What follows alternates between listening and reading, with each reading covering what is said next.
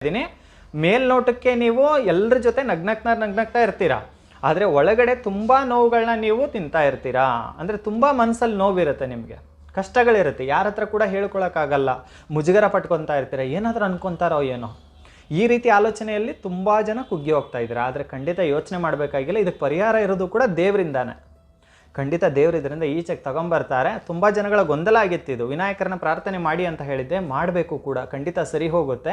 ಪ್ರತಿದಿನ ನೀವು ಪೂಜೆ ಮಾಡಬೇಕಾದ್ರೆ ಮೊದಲನೇದಾಗಿ ಮನೆ ದೇವ್ರನ್ನ ವಿನಾಯಕರನ್ನ ನೆನೆಸ್ಕೊಂಡು ನೀವು ರಾಯರನ್ನ ಪೂಜಿಸ್ತಾ ಬರ್ತೀನಿ ಅಂತ ಅಂದರೆ ರಾಯರ ಅನುಗ್ರಹ ಕೂಡ ಆಗುತ್ತೆ ನಿಮಗೆ.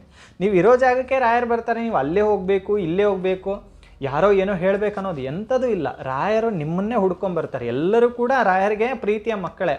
ಯಾರೆಲ್ಲ ಭಕ್ತಿಯಿಂದ ರಾಯರ ಪಾದವನ್ನು ಹಿಡಿತಾರಲ್ಲ, ನಾನು ಪ್ರತಿ ಸಲ ಅದಕ್ಕೆ ಹೇಳೋದು, ಅವರೆಲ್ಲರೂ ಕೂಡ ನನ್ನ ಮಕ್ಕಳೇ ಅಂತ ಕಾಪಾಡುವಂತಹ ಕಲಿಯುಗದ ಕಾಮಧೇನು ನಮ್ಮ ಶ್ರೀ ಗುರು ರಾಘವೇಂದ್ರ ಸ್ವಾಮೀಜಿಗಳು. ಖಂಡಿತ ಈ ಆಲೋಚನೆ ಬರುವಂಥದ್ದು ನಿಮ್ಮ ಮನಸ್ಸಲ್ಲಿ